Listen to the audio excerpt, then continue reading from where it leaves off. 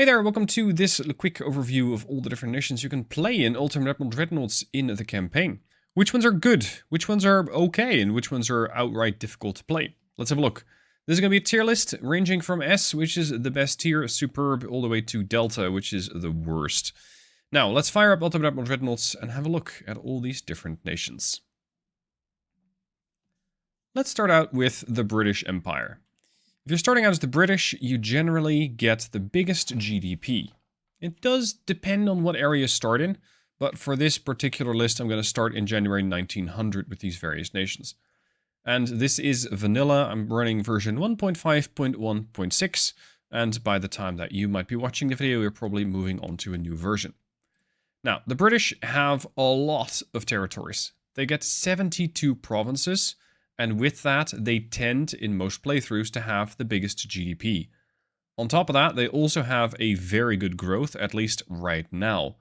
This is going to be impacted by oil production. It's also going to be impacted by their logistics. How many transport ships do they actually have out there? And in case this is one of your first times playing the game or having a look at the game, transport capacity over here has a massive impact on your economy. The United Kingdom, on the one hand, has this very, very strong economy. On the other hand, you're not just defending the British Isles, because the British, they tend to have territory everywhere. You have a lot to defend. India is a massive amount of ports, and it does give you oil income, but it's also a lot of territory to defend.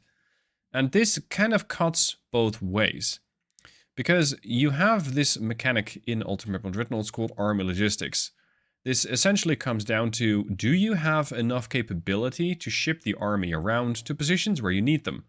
It's impacted by how many ships you have, as well as how many transport logistics you have, your transport capacity. The better that is, the bigger your fleet. Relative to the amount of territories that you hold, the bigger your army logistics is going to be.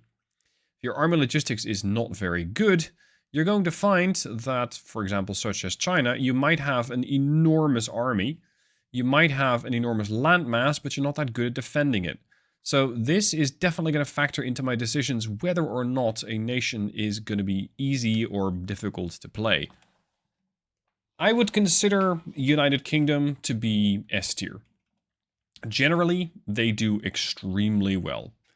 This also has to do with the amount of annual budget that you get. Your naval funding, if you're playing as the British, generally is very, very high.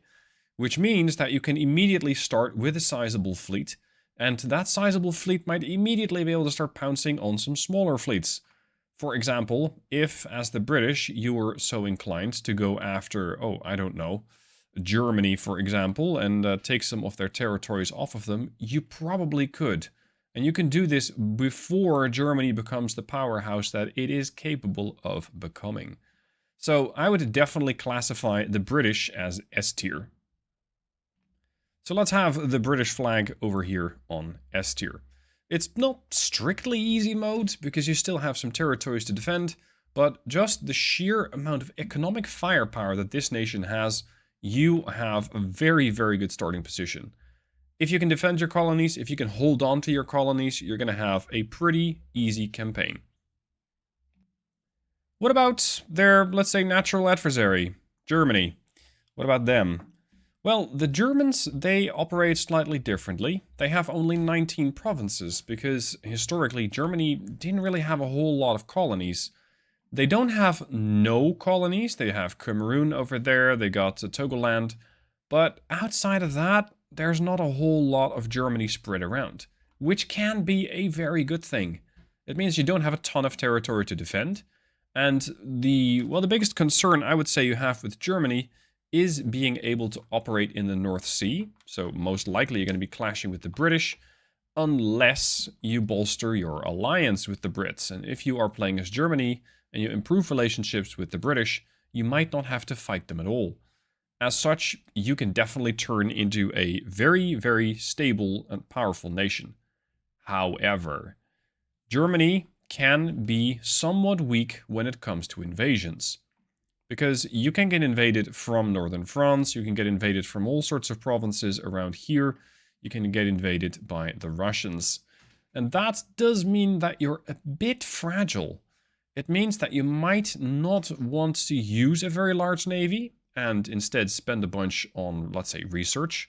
But when you do that and your army logistics falters, you will find that despite this being a naval game, you're going to lose the land war, and as such, you might lose the campaign.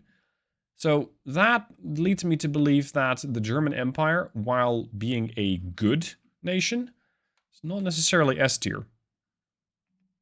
Nevertheless, they are very, very potent. So I'm going to put these guys over in A tier. They're a very good nation. They're not as good as the British, but depending on who's playing them, you can definitely win a complete campaign with them.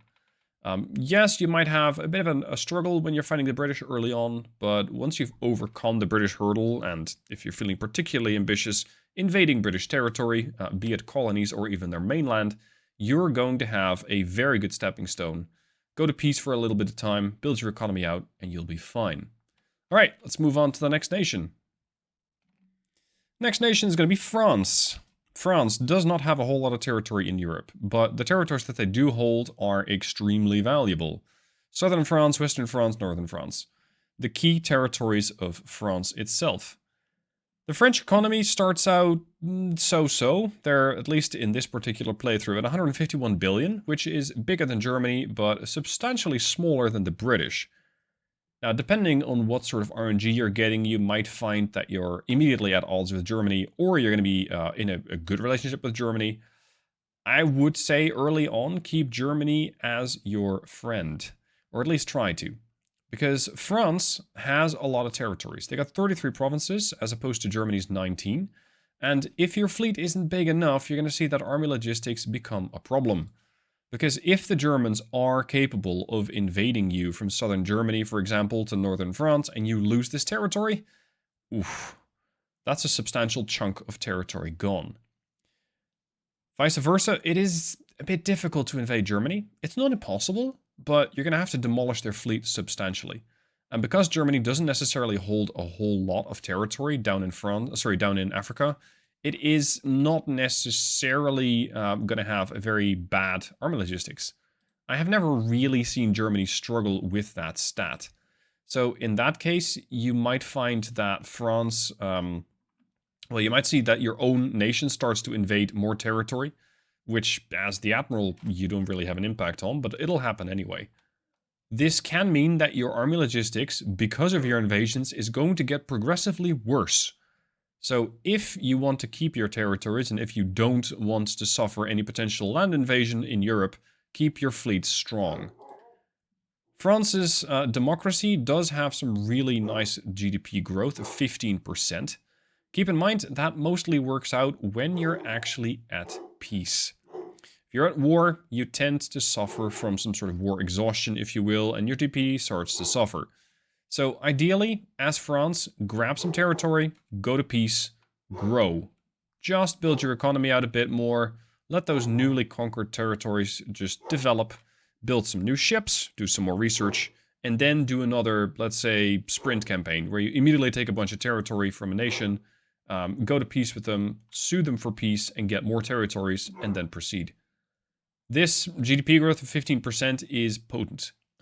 You also get more income from provinces, so when you're playing France, I highly recommend that you try and get more provinces, albeit potentially at the cost of army logistics. So where does this leave France? I think it leaves France pretty much on par with Germany. These two, almost natural predators to each other, they try and keep each other fairly balanced. And as such, I think that they belong in the same A tier.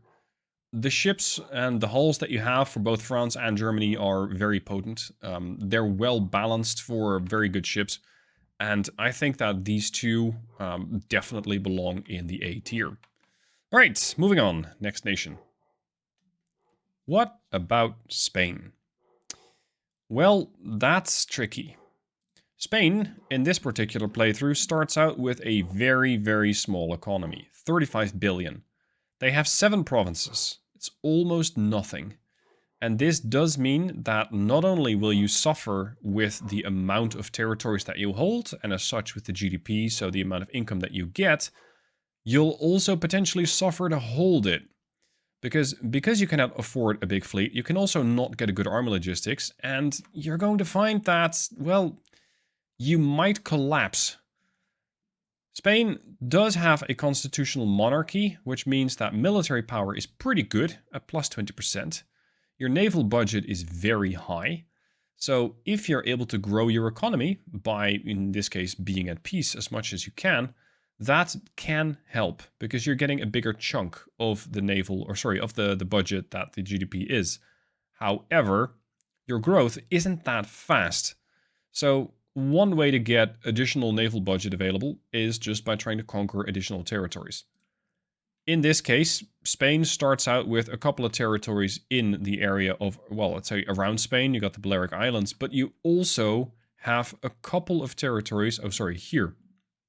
You got the Western Sahara, you got the Canary Islands. It's not too far. You can definitely defend this pretty easily with almost one fleet. It's not like France, which has to defend, well, a very, very sizable portion of Africa, as well as some portion of Asia. Yet, with this tiny economy, I'm considering Spain to be a very difficult nation to play. They might have potential, but you really have to know what you're doing. I myself am going to be playing a campaign of Spain pretty soon, so if you want to follow along with that, subscribe to the channel and you'll see the videos pop up in a few weeks, if not sooner. As for the oil production, this is something that Spain has a problem with. Because you don't have a lot of oil, because you don't have a lot of territories, the chance of actually spawning oil is low. Now, the game never really explains what oil does, but it does boost your economy. And it also reduces, or let's say changes the fuel dependency. So how far your ships can sail before having to get resupplied. Spain, at least in this campaign, has 0 oil. It's pretty bad. Not insurmountable, but you might want to look at territories which do have oil and try to have a friendly chat with these people as quickly as possible and force them in one way or another to change territories with you. Give you that oil because you're going to need it. Now, because of Spain's tiny economy, as well as fairly difficult to grow position, I'm going to give it a Delta tier. I don't think it's a very good nation. I look forward to trying it on because I think it is a good challenge, but it's not for the faint of heart. What about Spain's, let's say, more easternly situated neighbors? Italy. Italy is very fun to play. It has generally a couple of very good hulls, which are very fast, but you're going to have to live long enough with Italy in order to get that. Now, Italy does start out with a couple of colonies. They're not spectacular, but sometimes they do get oil, and that really helps. You are also capable of, for example, setting up a medium-sized fleet here in Massawa, and with that fleet, you can dominate the Red Sea to some extent. By doing that, if you are at war with a hostile faction, you can more or less control what goes in and out of the Mediterranean. Now, it's not as straightforward as, well, I control the Suez Canal, so whether you like it or not, I'm going to lock the place down. Unfortunately not. But especially in the vanilla campaign, if you have, let's say, a couple of mine-laying destroyers or submarines here, you can make life on passing fleets really uncomfortable.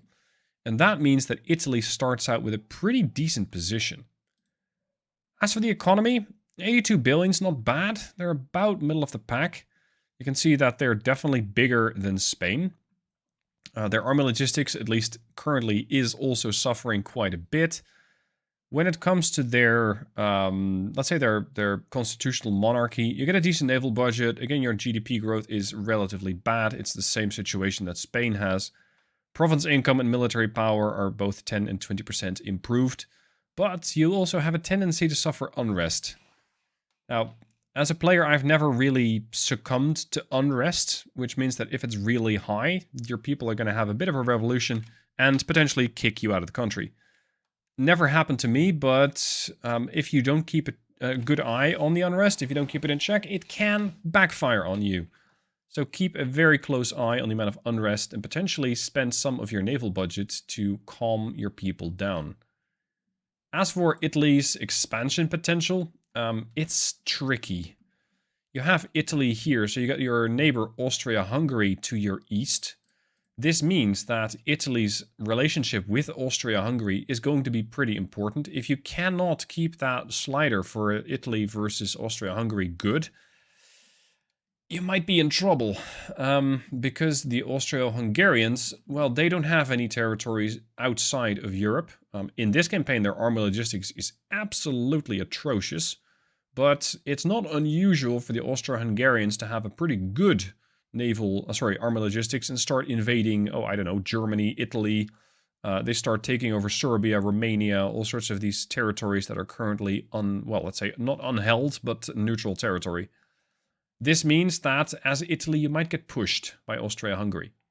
And pretty much the moment that you leave one of your ports in Ancona or Bari or Taranto, you're likely to spark with the Austro-Hungarian fleet. That makes this a bit less comfortable to play. One good thing about Italy, outside of those colonies that you have in Africa, you're fine. You don't have any territory in Asia, so you can mostly ignore what happens in Asia. You don't have any territory in the US, you don't have any territory in South America, you got nothing there. So you don't have to worry about a thing. Just make sure that you try to expand, well, potentially into France. Corsica is a nice area to grab, and if you're able to bring a sizable fleet over here to Marseille, Toulon, and Nice, you can start bombarding their ports and potentially do a naval invasion on southern France. It's a bit ambitious, but it can be done. I would not necessarily rank these people nearly as strong as, for example, France or Germany, so we're going to have to divide them somewhere else in the chart. I would say Italy is about B tier. They're not as good as the Germans or the French. Definitely not on par with the British, although you can win a war against the British. You're just going to have to pick your fights carefully. All right, moving on. What about the rising sun? Japan. Japan is tricky. It's tricky in a couple different ways. You don't have a lot of territory, so you got a fairly condensed empire, and that's nice to have because it means you don't have to defend a whole lot.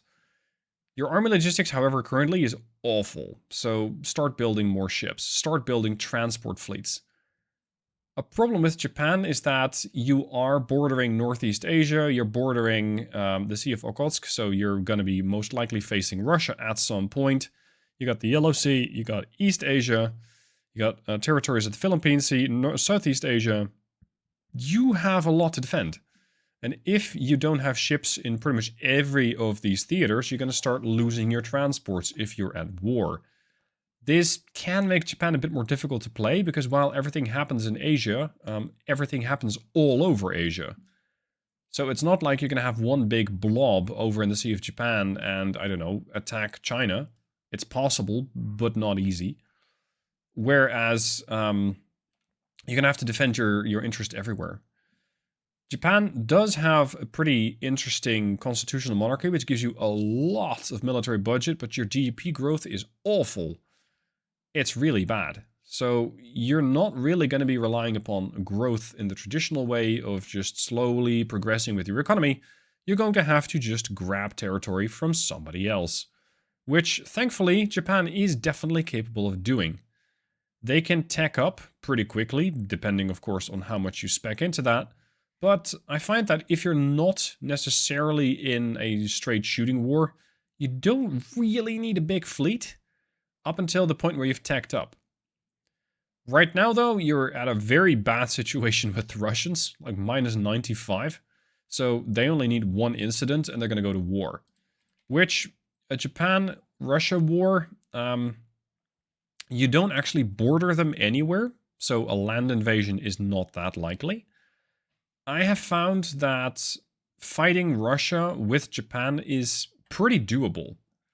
Because Russia has a different problem. They cannot simply focus all of their naval might on the area of the Sea of Okhotsk or the Sea of Japan. Russia has to focus also on its European/Baltic theater. If they don't do that, and the Black Sea. If they don't do that, they're going to suffer there. So that means that fighting Russia as Japan is fairly doable. And this means that you can take over the Russian Far East, you can take over Sakhalin, you can take over sometimes even southeastern Siberia, although it's a pretty shit territory. There's almost no value there. As for Kamchatka, definitely grab that because you don't want them to give you, or you don't want to have them have the port of Petropavlovsk. So, Japan. What tier? I'm going to say Japan is B tier. They're not as good as Italy, but depending on how aggressively you want to try and attack Russia, they can grow pretty quickly, potentially faster than Italy. So in that sense, they get the advantage over Italy. So that case, Bravo tier. What about China? It's enormous, right? Yeah, it is. But is that good? Well, it remains to be seen. They have an absolute monarchy, which means you get a very good naval budget, but your GDP growth is the one that suffers.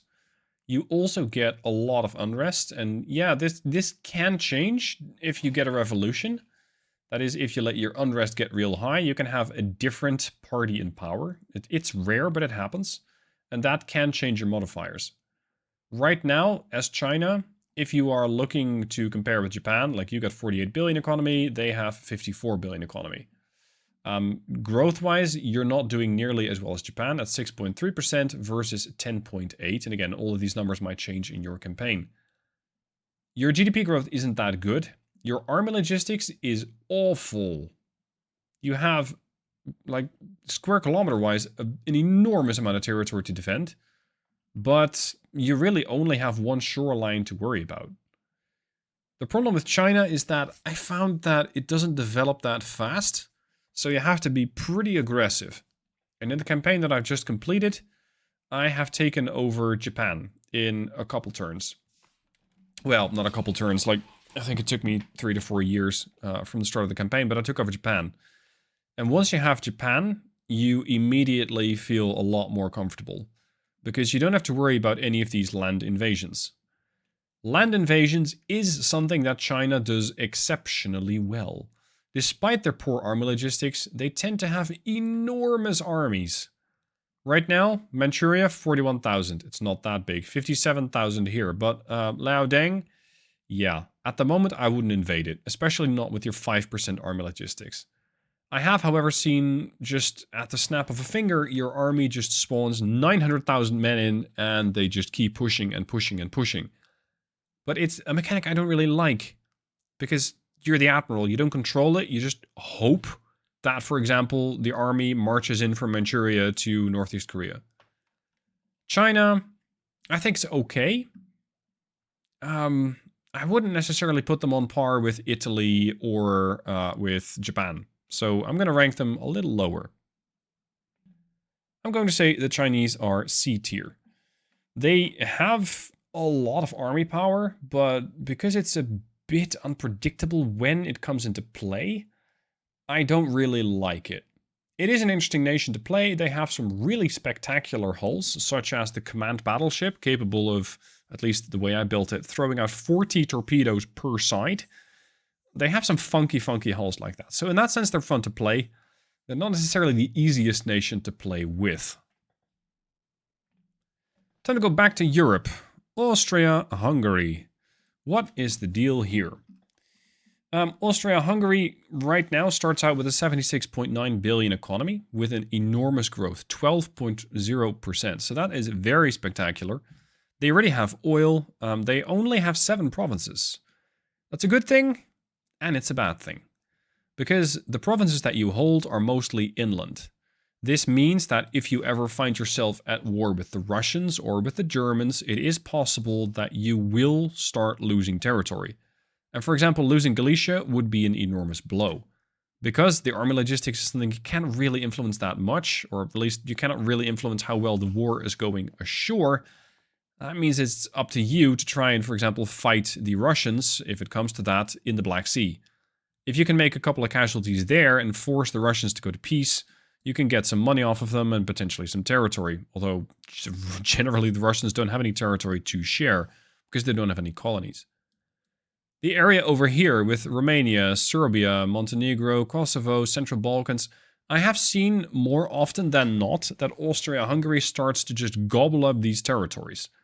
When it does, it can become pretty potent, because these are generally not that strong. They don't have a port, so generally they don't really have that much army logistics, and as such they're easy to take for your army. And that's where the RNG comes in. It doesn't happen every time. As for Italy, well, the Italians and the Austro-Hungarians almost always clash in every single campaign. Because they're so close, the way that the game works is that you spark tension with the other fleet. So you don't really want it, but it'll happen anyway because your shores are so close together. Therefore, if you're playing as the Austro-Hungarians, I would recommend either cozying up to Italy or Germany, so that if, for example, you're allied with Germany, the German fleet might come all the way into the Western Mediterranean and beat the shit out of the Italian Navy for you. And because most of the time their economy is going to be bigger and better than yours, and as such their technology might be too, those battleships might be very, very, very useful. So in that sense, Austria-Hungary is interesting to play. It has one massive weak spot. You can push Austria-Hungary out of existence pretty quick. The way that Ultimate Admiral Dreadnoughts works is if you lose all your ports, you lose the battle, you lose the campaign. So the port of Spalato, the port of Pula, they're both in Croatia. That's one territory. You also have the port of Cattaro. That's it. That's all you have. If this thing is taken, you're in trouble. Oh, sorry, it's all in Croatia, isn't it? Yeah. Yeah, so you have a single point of failure. If somebody's capable of invading Croatia, which isn't terribly likely, I mean, you have some pretty potent ports, so they're going to have to blow these things to bits before they'll be able to invade. If they are capable of invading, and they take Croatia, well, you're in trouble. So try and take at least a province somewhere else. I don't care if you go shopping around with the French, with the Italians, taking Massawa off of them, taking Mogadishu. As long as you have some other port, you can keep yourself in the game. Thankfully, I have not really seen an AI do a naval invasion, so it is not necessarily that likely, but it is something you should keep in mind. Overall, where should we put Austria-Hungary? I'm going to give them C tier. I think they're not that strong. They're alright. But like China, they're not that special. So that leaves us with two nations, the Russians and the Americans. Let's have a look at the Russians. Russia has this enormous landmass. Unfortunately, it is very, very, very poor. These provinces generally don't generate a whole lot of money. And what's worse, you have ports all over the place. You have ports bordering the Arctic Ocean, such as Murmansk and Arkhangelsk. You have ports bordering the Baltic Sea, with everything in Finland all the way down to the Lithuanian territory here. So you need to have a fleet here, which, because they're so close, might spark tensions with Germany. That's not something you want. Because if the Germans decide to start marching on eastern Poland or onto Lithuania, good luck. You're going to be in trouble. You also have a couple of ports in the Black Sea. Odessa, Sevastopol. These also have to be defended. And this means that you might be able to break into the Mediterranean from here. But the Mediterranean, Italy, Austria-Hungary, France, they can also break into the Black Sea. And if they do that, it is possible that they start taking territory. The port of Poti, not that big, 46k. Sevastopol, 82k. Bit more difficult to take. Odessa, 107. Don't worry about this one. But let's say somebody takes Georgia. It could, in a very bad situation, be China. If China takes this, China is very capable of walking right into southern Russia, taking over some territory there, taking over territory there. And, of course, everywhere else. Because if you piss off the Chinese, you're going to be facing a lot of border wars that you can't really influence that much. And, of course, you also have to worry about the Japanese, because you simply have these these couple of ports in the Sea of Okhotsk. Difficult nation to play. Especially considering their modifier, an absolute monarchy. GDP growth minus 35%. It is awful. This is very, very tricky to play. I don't like playing Russia because they have such a diverse amount of territories.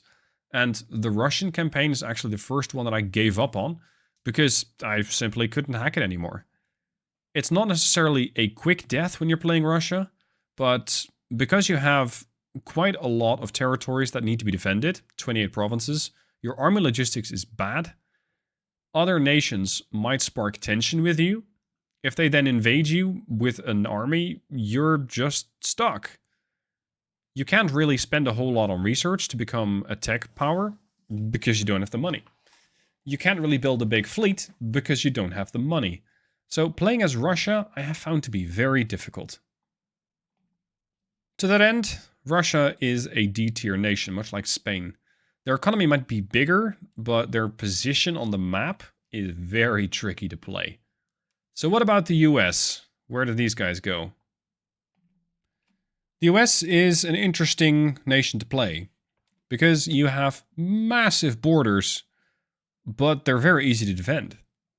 You at least generally start out with an economy that's not that strong. It's 86 billion, at least in this playthrough, which means that you're a little over half of what France has. You're bigger than the Russian industry, but you're substantially smaller than the British. Yet you can catch up. Your democracy gets a GDP growth of 15%.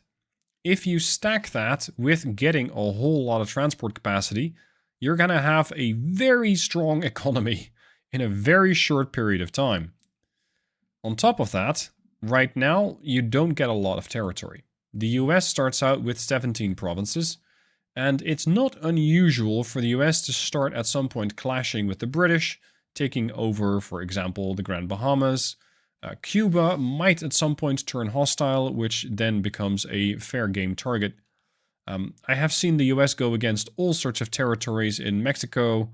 I've seen them take over parts of, for example, Chile or even Peru. They can, at some point, start conquering South America. Pretty substantially at that.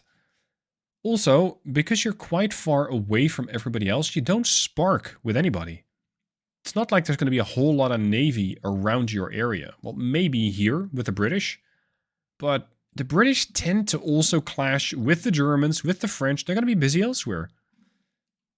So while America might not start out that strong, it can certainly end very, very, very strong. Now, Brother Monroe is also running a campaign. He just started an American one. I'll link down to that down below in the description. Highly recommend that you give that a watch if you want to see how a US campaign can play out. So where do we place the US? I'd say the US, it might not start out as S tier, but it can definitely end there. These guys are very, very, very potent if you give them time. And that is also why, if you're fighting against the US, you gotta try and eliminate them early. That's not an easy thing to do. Because of all the ports that they hold, they're very difficult to invade. It's not impossible. It's just tricky. So with that, the US is S tier. So for the S tier, we have the UK and British. The Germans and the French are sitting on A tier. B tier, Italy, Japan. C tier is going to be China and Austria-Hungary and Spanish. And Russian campaigns are not for the faint of heart at the D tier. Now, this is my overview. Your opinion, of course, might be very, very different. Let me know down below in the comment what you think of this tier list. Do you agree? Do you think it is completely wrong? And if so, how would you rank these nations? Looking forward to seeing your comments down below. Thank you for watching. Hope you enjoyed the video, and I'll see you soon for more Ultimate Admiral Dreadnoughts.